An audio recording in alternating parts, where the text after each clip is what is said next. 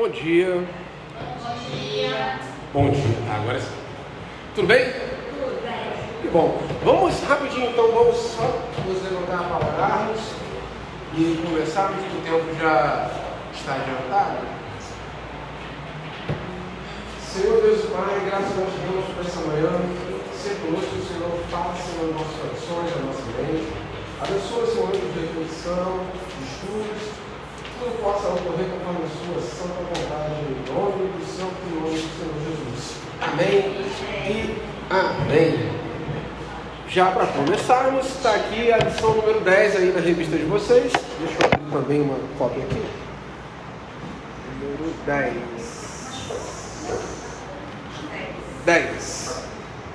E a leitura é exatamente Gênesis 37, do 1 até o 15. Então vamos abrir Gênesis 37, do 1 até o 15.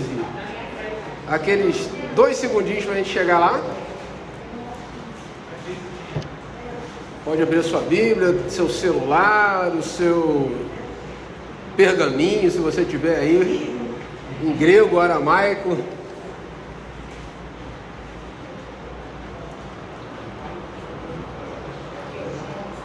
Estamos chegando. Gênesis 37, é o versículo 1 até o versículo 15.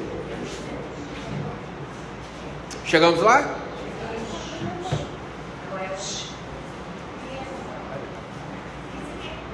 Ele quer uma Bíblia para ler, né? Samuel é o nosso aluno mais... Vamos, acompanhe a leitura por gentileza. Diz assim o versículo 1: Habitou José na terra das peregrinações de seu pai, na terra de Canaã. Esta é a história, habitou Jacó na terra das peregrinações de seu pai, na terra de Canaã. Essa é a história de Jacó. Tendo José 17 anos, apacentava os rebanhos com seus irmãos. Sendo ainda jovem, acompanhava os filhos de Bilá e os filhos de Zilpa, mulheres de seu pai, e trazia mais notícias deles a seu pai. Ora, Israel amava mais a José do que a todos os seus irmãos, porque era filho da sua velhice. E fez-lhe uma túnica talar de mangas compridas. Vendo, pois, seus irmãos que o pai o amava mais do que todos os outros filhos, odiaram-no e já não lhe podiam falar pacificamente. Teve José um sonho e relatou aos seus irmãos. Por isso o odiaram ainda mais. Pois lhes disse: rogo-vos, ouve este sonho que tive. Atávamos feixes no campo, e eis que o meu feixe se levantou e ficou em pé. E os vossos feixes o rodeavam e se inclinavam perante o meu. Então lhe disseram seus irmãos: reinarás com efeito sobre nós, e sobre nós dominarás realmente. E com isso, tanto mais o odiavam, por causa dos seus sonhos e de sua palavra. Teve ainda outro sonho, e referiu aos seus irmãos, dizendo: sonhei também que o sol, a lua e 11 estrelas se inclinavam perante mim. Contando a seu pai e a seus irmãos, repreendeu o pai e lhe disse: repreendeu o pai e lhe disse: que sonho é esse que tivesse? Acaso viremos eu, tua mãe e teus irmãos a inclinar-se perante ti em terra? Seus irmãos lhe tinham ciúme, e o pai, no entanto, considerava o caso consigo mesmo. E como foram os irmãos apacentar o rebanho do pai em Siquém, perguntou Israel a José: não apacentam teus irmãos o rebanho em Siquém? Vem, enviar-te-ei a eles. Respondeu José: eis-me aqui. Disse-lhe Israel: vai agora e vê se vão bem os teus irmãos e o rebanho, e traze-me notícias. Assim o enviou do vale de Hebrom, e ele foi a Siquém. E um homem encontrou a José, que andava errante pelo campo, e lhe perguntou: que procuras? Vamos então para a nossa lição. Esse é só o texto. Pode ficar de assentar, por favor. Aqui. Vamos deixar o texto na mente e vamos começar a adentrar na lição que está na página 37 da revista de vocês. Na introdução, está dando para ler? A letra está no tamanho adequado? A primeira crise familiar aconteceu no Éden, em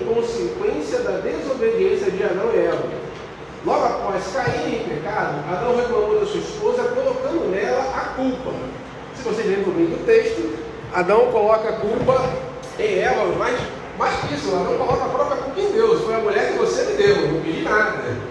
Então, o problema já começou ali. Algum tempo depois, Caim assassina seu irmão Abel. E aí a parte talvez seja mais importante para a gente entender agora. Desde então, não há família que não enfrente dificuldades e conflitos.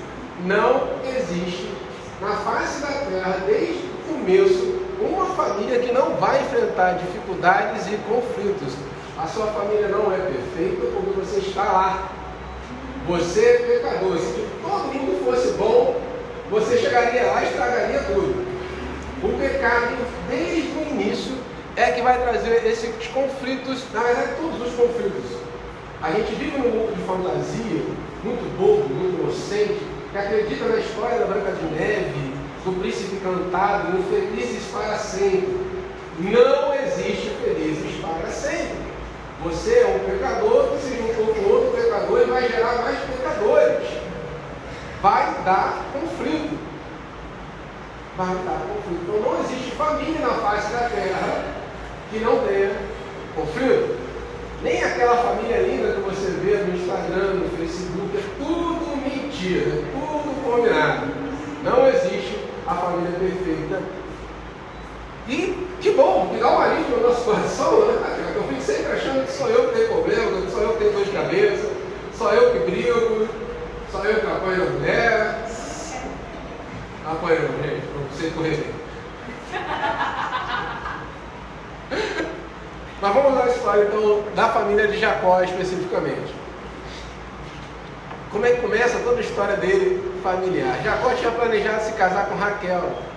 Seu sogro Labão o enganou e o obrigou a casar-se primeiramente com Lia, a filha mais velha. Então, já começa a confusão desde o começo. Ele queria casar com uma, combinou com o sogro, trabalhou 7 anos para tal, tomou uma volta, foi obrigado a casar com a outra filha, depois de trabalhar mais 7 anos para poder se casar com aquele que queria. Bom, hoje em dia a gente não vê essa confusão, ninguém tem que casar com 2, 3, assim eu espero, assim eu torço que seja. Mas a família de Jacó já começa com bastante confusão. Ele casa com uma mulher que ele não ama. Ele casa com uma mulher que ele não deseja. Pensa o sacrifício que é isso. Quando você casa amando aquela pessoa, já dá um monte de confusão depois. Imagina você casando obrigado com alguém que você não quer. Pior para ele. Ele ainda casa de novo. Com aquele ama, que é irmão da outra. Eu não consigo imaginar a confusão que era aquela casa. Para casar-se com Raquel, ele deveria trabalhar então mais 7 anos. E aí tem outro problema. Elas competiam pelo amor do seu marido. E mais um outro problema. Raquel, que era a mulher preferida, era estéril. Raquel não poderia dar filhos a Jacó. E Lia, que era mal amada, era fértil. Veja, como é que eu posso falar? As feministas, eu não vou dizer a palavra que veio na minha cabeça, mas são muito idiotas. O feminismo não serve para nada. A principal função para que Deus criou a mulher, além de todas as outras coisas, é gerar filhos. É a maior honra que ela tem. O top, o mais alto patamar para a mulher é ser mãe. Ele amava uma mulher que não poderia ser mãe e tinha recebido como contrapeso uma mulher mal amada que poderia. Pensa no tamanho dessa confusão. E se você lembrar bem, o seu avô Abraão tinha uma mulher amada que não poderia ter filhos e uma outra mulher que teve filhos. Se você lembrar bem, o seu pai Isaac tinha uma mulher que não poderia ter filhos. É uma confusão atrás de confusão. A história dessa família é problema atrás de problema. Que bom que a gente tem aquela palavra lá na frente, desde o começo. Todas as famílias têm problema. Não existe uma que não tem. Mas a dele está bem bolada mesmo, né? Gênesis 37, 7, nós já lemos, nós vamos lá repetir. Ora, Israel, ou Jacó, amava mais a José que a todos os seus filhos, porque era filho de sua velhice, e fez-lhe uma túnica talar de mangas compridas.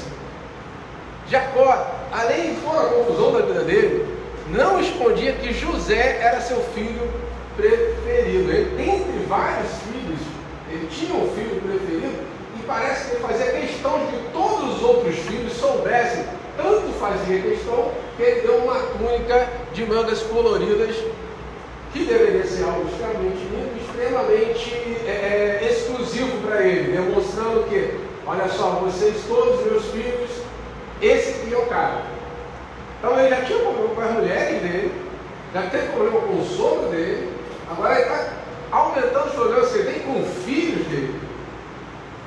Então realmente é uma família bem enrolada, bem cheia de problemas. E Jacó, enquanto líder dessa família, também não fazia muita coisa para melhorar a situação. Todos nós sabemos que não dá para você deixar claro ou ter um filho e falar: olha, nossa família são 1 ou 2 filhos, 3 filhos no máximo, e a gente já não pode fazer isso. Imagina o cara que tinha 12 filhos e deixava claro que um era o favorito, e que já tinha problema com as 4 esposas. Esse problema eu sei que a gente não tem, tomara que não, graças a Deus que não. Mas de repente quem puder aqui ter 12 filhos, então evite de ter um favorito, tá? A família então era desunida. E para piorar, José tinha sonhos que retratavam com autoridade sobre seu pai e seus irmãos. Fora toda a confusão de água armada, José teve sonhos que o retratavam com autoridade sobre seu pai, sua mãe e seus irmãos. Veja, a família já é disfuncional, já está bagunçada. Mesmo a revelação de Deus, se for aqueles sonhos, pode ser muito mal recebida, mal interpretada e gerar confusão. Lembrando, como eu estou falando, o pecado dos homens. Então, a família já é uma bagunça. O chefe da família, que deveria ter responsabilidade de trazer harmonia para aquele lar, já é um cara omisso. Então, a revelação de Deus na vida de José, ao invés de trazer bênção para aquela família, trouxe mais confusão. O texto vai dizer: ele notou os sonhos dos irmãos odiavam mais, que já o odiavam, passaram a odiá-lo, mas ele conta o sonho ao pai, o pai repreende. Eles não conseguem sequer ouvir a voz de Deus. E José também, com seu turno, usa isso a seu favor. Não para a glória de Deus, mas para a glória própria. A família de Jerico disfuncional, nem com uma revelação divina a coisa se resolveu. O ódio dos irmãos de José culminou na venda dele como escravo para mercadores ismaelitas. Na revista ele coloca medianitas, tá? Contudo, na nossa tradução da Bíblia está os ismaelitas, e vai dar o mesmo problema. Por quê? Quem te lembra a palavra ismaelita? Que nome? Ismael é quem? Correto? Veja bem, lembra que eu falei que as confusões vinham na família? O próprio Abraão também tinha uma mulher amada e não estéril, arrumou uma outra mulher para ter um outro filho fora da promessa. Olha os descendentes dele. A confusão da família foi rolando. A família disfuncional, pelo pecado, e o pecado de Abraão foi não confiar na promessa de Deus, que pode demorar, e realmente demorou. E ele quis dar o seu jeitinho. Está aí o resultado do jeitinho. E se vocês olharem hoje, continua aquele resultado lá no Oriente Médio. Temos que considerar, isso voltando para as nossas famílias, que a pessoa com quem casamos é pecadora. E eu também sou. Voltando de novo, a gente vive aquela fantasia, Branca de Neve, Cinderela, ela aborrecida, vai encontrar um príncipe encantado no cavalo branco e seremos felizes para sempre. Não vai.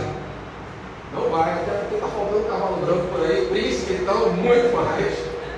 E você também acha que vai ser homem, que vai achar aquela mulher perfeita, que vai ser igual a tua mãe, que pode falar qualquer besteira, que ela vai continuar te aturando. Não vai. São dois pecadores. que vão gerar mais pecadores. Então devemos primeiro considerar isso. A pessoa que nos casamos é pecadora. Não existe essa coisa da família perfeita de conto de fada, do Instagram, da televisão. Não existe. Não existe. Muito embora possa ser regenerada, ser crente, fará coisas, outra grande emoção. Eu vou casar com o rapaz da igreja, vou casar com a menina da igreja, vai tudo correr bem. Todos nós somos pecadores e erramos todo santo dia. Nós estamos sendo regenerados e santificados a cada dia. Seremos perfeitos no céu. Aqui não. Vai dar problema se a gente tiver essa ilusão que a outra pessoa é perfeita e tem que ser perfeita. Porque eu não sou perfeito. Sempre vai dar algum conflito. Olha só o exemplo de novo de Jacó. Jacó e seus filhos pertenciam à família da aliança. Se tem uma família que é abençoada, escolhida a dedo, é essa família aí. Eram herdeiros das promessas feitas a Abraão. No entanto, era uma família de pecadores experimentando intrigas e separação. Se tem uma família que foi escolhida a dedo por próprio Deus, é essa família aí. E nem isso os poupou das confusões que eles mesmos buscavam para si. Então, lembrando, nós nos casamos com pecadores, nós vamos gerar filhos pecadores, nós somos pecadores, somos regenerados e estamos nos santificando a cada dia. Não existe família perfeita. Se alguma família nessa terra deveria ter sido perfeita, está aí o exemplo. O próprio Deus escolheu: sai da sua terra para uma terra onde eu enviarei, farei de ti uma grande nação, e te serão abençoadas todas as famílias da terra. Está aí, confusão atrás de confusão, encrenca atrás de encrenca, eita atrás de eita, como a minha esposa fala.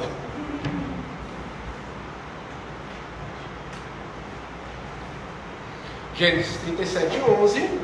Seus irmãos lhe tinham ciúme, referindo-se, lógico, a José. O pai, entanto, considerava o caso consigo mesmo. Ele não tomava atitude.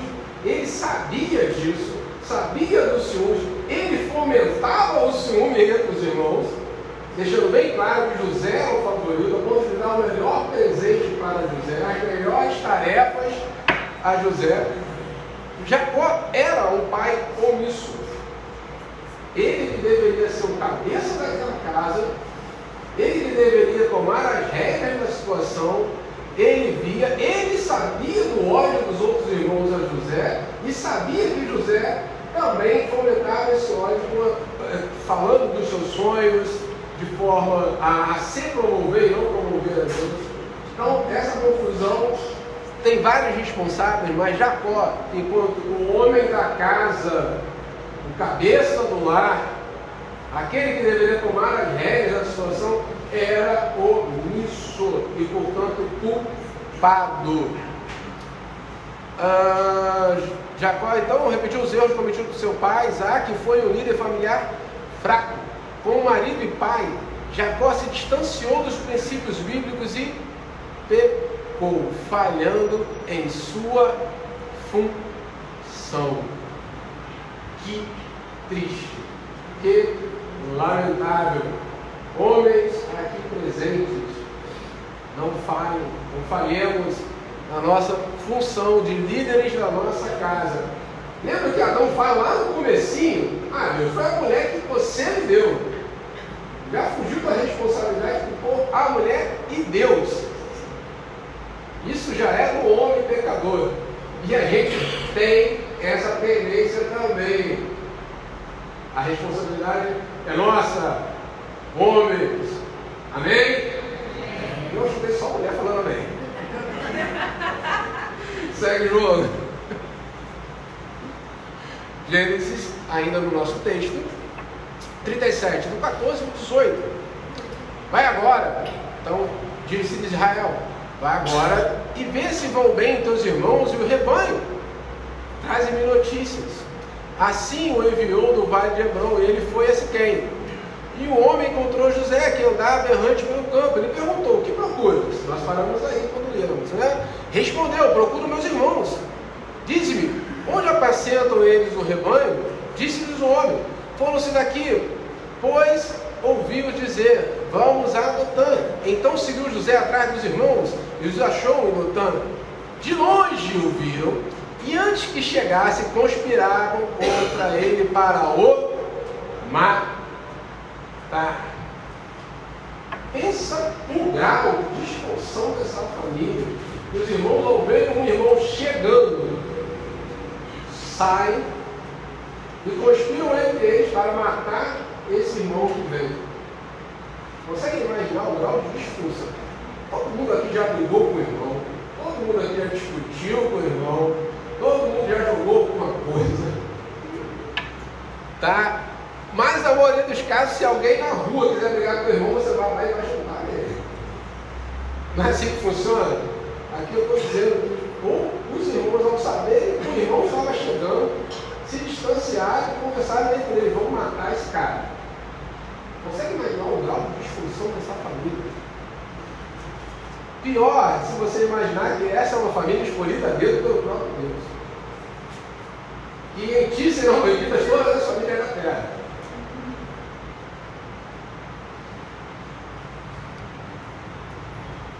Filhos incrédulos e maus.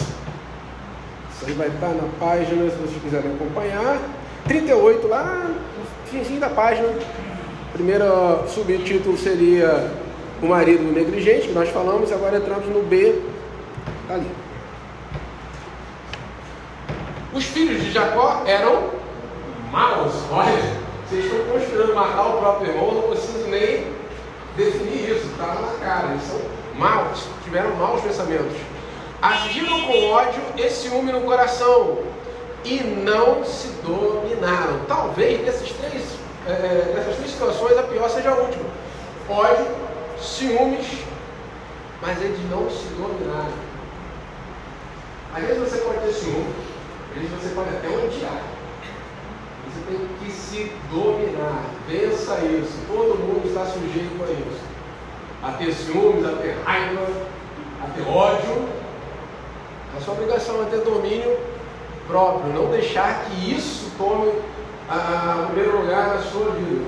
Os irmãos de Jacó os irmãos de José tinham ciúmes e tinham ódio. Não se dominaram ao ponto de planejar matar o próprio irmão. Então eles planejaram friamente maltratar a José, que é o que acabamos de ler. Eles simplesmente souberam que o irmão estava vindo. Eles já sabiam para que o irmão estava vindo também, né?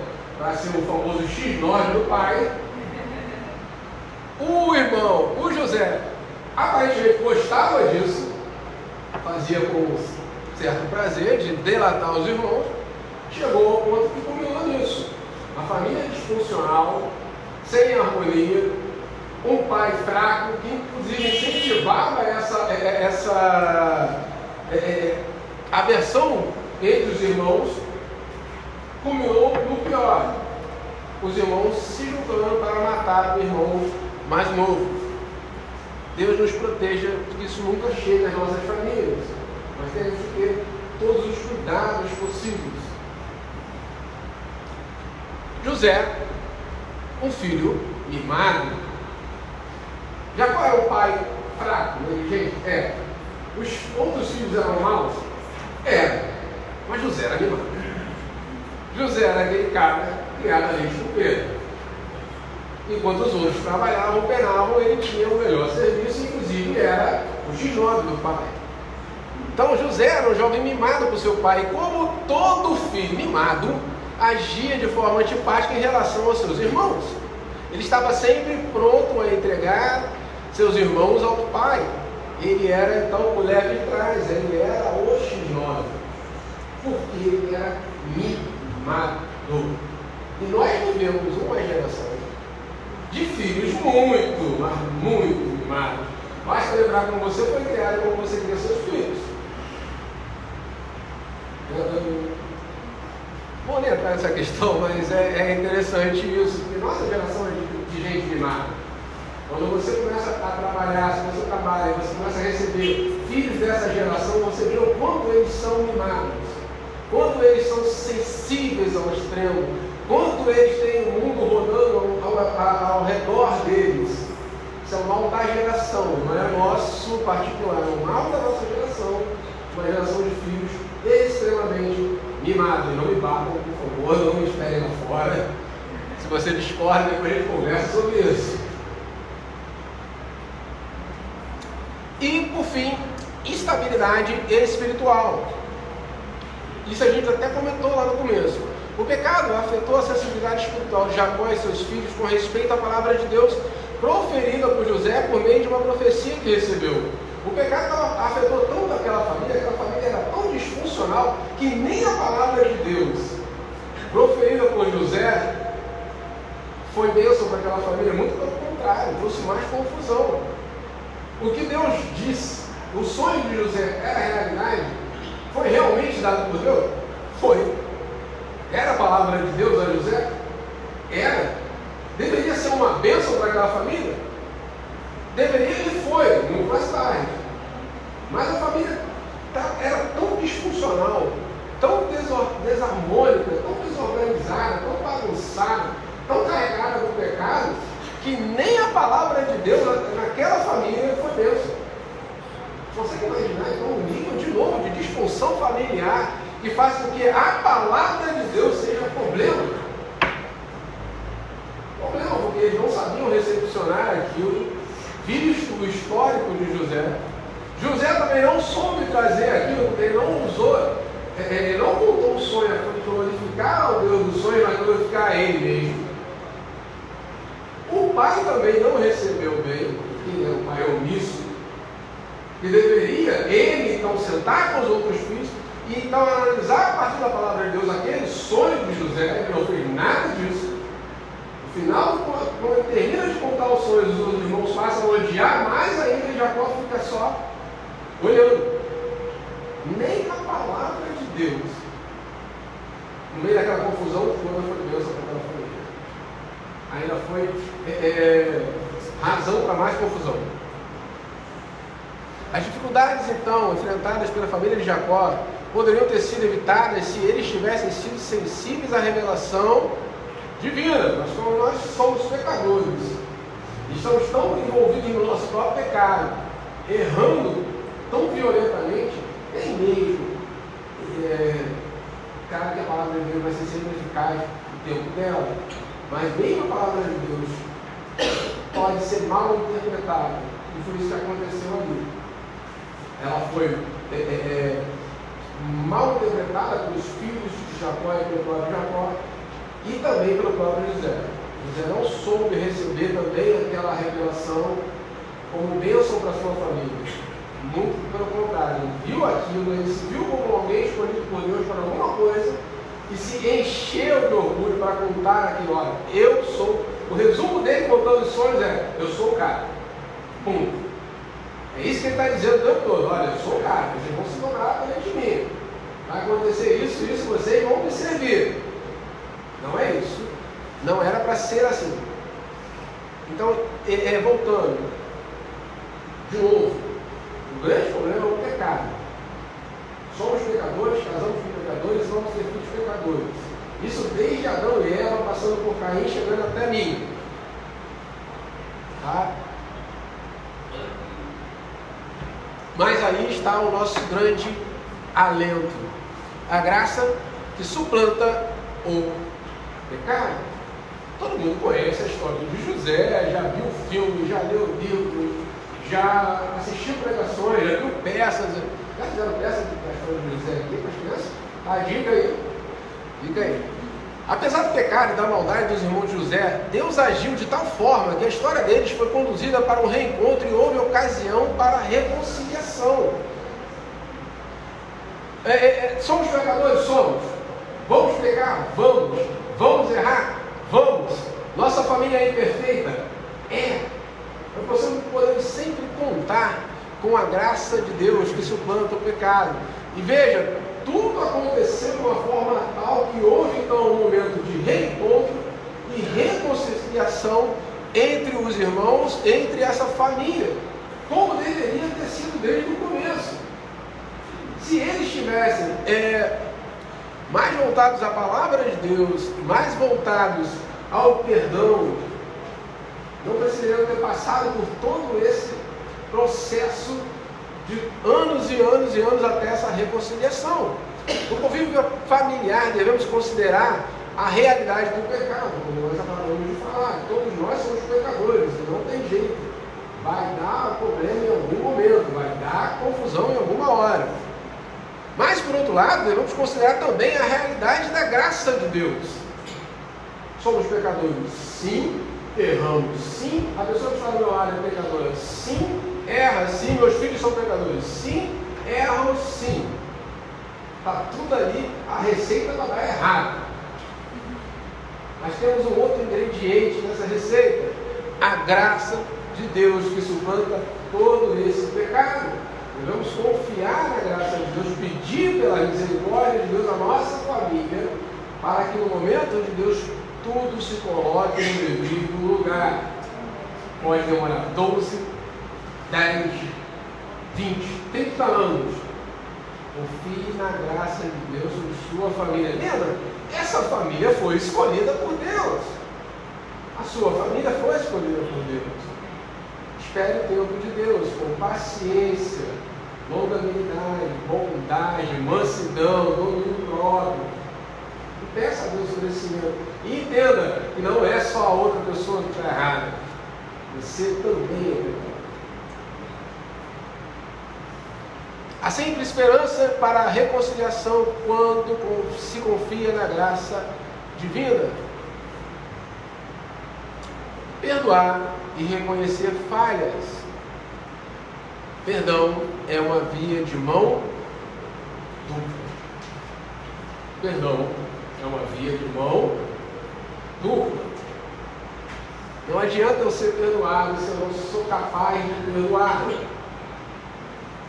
Os problemas enfrentados na família de Jacó foram superados pela graça de Deus, que possibilitou a participação de José e seus irmãos na restauração. Os irmãos de José então reconheceram suas falhas e suplicaram o perdão de José. Abra lá, está com a Bíblia na mão. Gênesis 50, nós estávamos lendo ali no 37. Vamos lá no 50, a partir do versículo 15.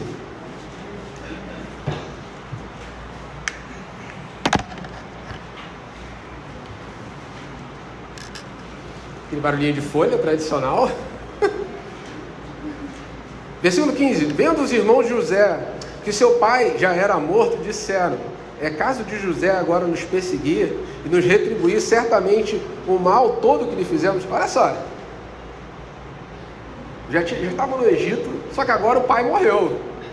Fala, cara, agora já era, agora deu ruim, ele vai nos retribuir todo o mal que lhes fizemos, ele não vai nos dar o que merecemos. Portanto, mandaram dizer a José: olha, José, teu pai ordenou antes de sua morte, dizendo: assim direis a José, perdoa, pois, a transgressão de teus irmãos, o seu pecado, porque te fizeram mal. Agora, pois, te rogamos que perdoes a transgressão dos servos de Deus e do teu pai. José chorou enquanto lhe falavam. Depois vieram também seus irmãos e prostraram-se diante dele e disseram: eis aqui por teus servos. Veja, houve então a ocasião dos irmãos pedirem perdão. Eles começaram a perceber, eles já haviam percebido: olha, nosso pai morreu, agora deu ruim, tem mais quem. Eles disseram: agora quem poderá nos defender? Não tem, o pai morreu. Então eles rogaram a misericórdia de José. E ao seu turno, o que José vai fazer então? Vamos ler e depois a gente entra. 19. Respondeu José: não temais, acaso estou eu em lugar de Deus? Vós, na verdade, tentais o mal contra mim, porém Deus o tornou em bem, para fazer, como vedes agora, que se conserve muita gente em vida. Não temais, pois eu vos sustentarei a vós outros e aos vossos filhos. Assim os consolou e lhes falou ao coração. Então José também, ao invés de alimentar mágoa e ressentimento, que humanamente era direito dele, veja o que ele passou. Ele era um cara mimado? Era um cara mimado. Ele arrumava um problema de graça com seus irmãos? Ele arrumava um problema de graça com seus irmãos. Daí, você tentar matar o cara, jogar no poço, numa caverna, e vender esse cara como escravo, o senso de proporção está um pouquinho distorcido.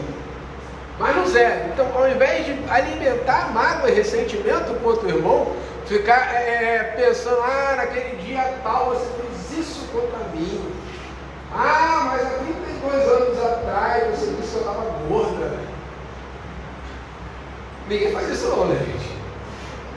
Em vez de ficar alimentando toda essa mágoa, raiva, ressentimento, viu a providência divina dos eventos e abriu os seus braços para recebê-los e perdoá-los. Ele viu a providência de Deus em tudo aquilo que estava acontecendo. Então ele abriu os braços para perdoar, e o texto diz que ele consolou o coração dos irmãos. É a graça de Deus.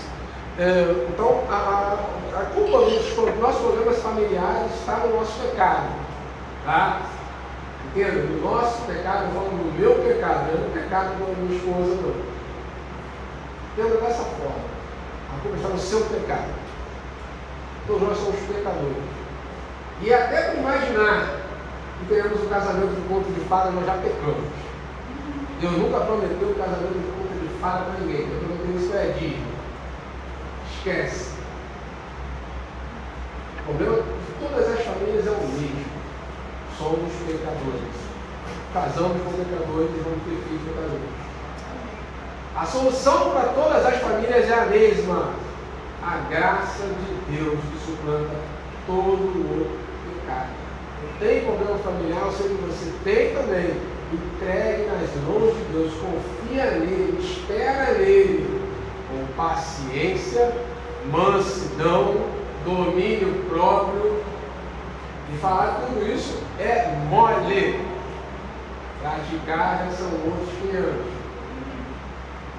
Mas até nisso, peça a graça de Deus para que você possa ter paciência, mansidão, domínio próprio, longanimidade, amor. Então José não alimentou as suas mágoas. Conclusão: os conflitos podem ocorrer com qualquer família. Ponto. Você não tem a pior família do mundo. Entenda, todas as famílias têm conflito. A razão das crises familiares está no pecado. Não é a falta de dinheiro, não é trabalho, não é nada. É pecado. Para tratarmos os problemas familiares, precisamos considerar a realidade do pecado. Nossa, do outro.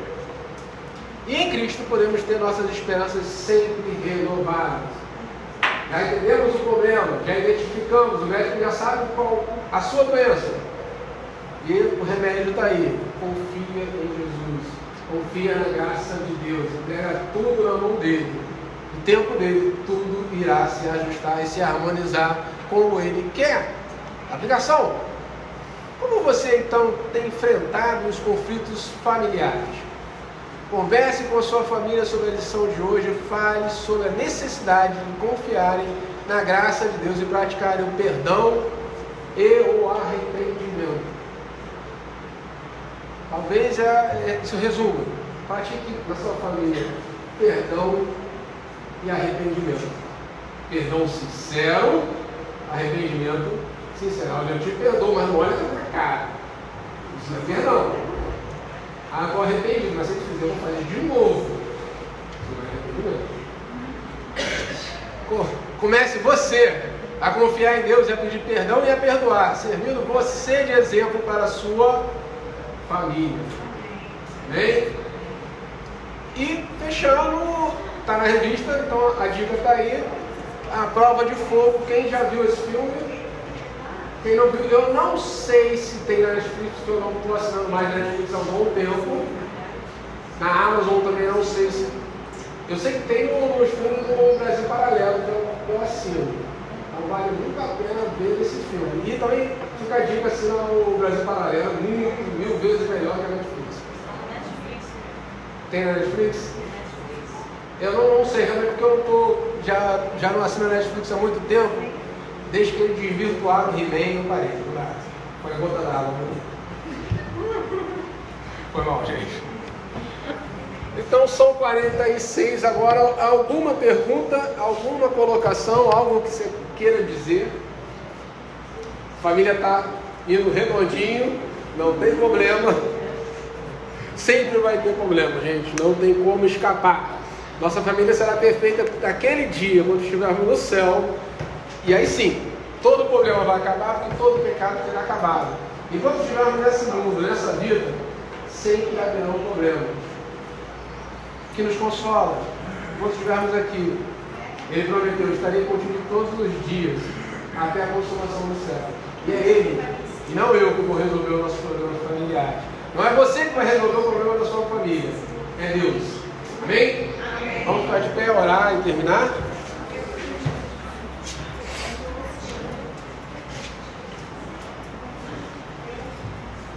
Senhor Deus Pai, graças nós te damos, Senhor, por esses momentos aqui de estudo, reflexão, de conversa, para o engrandecimento da sua igreja e para a honra do seu nome.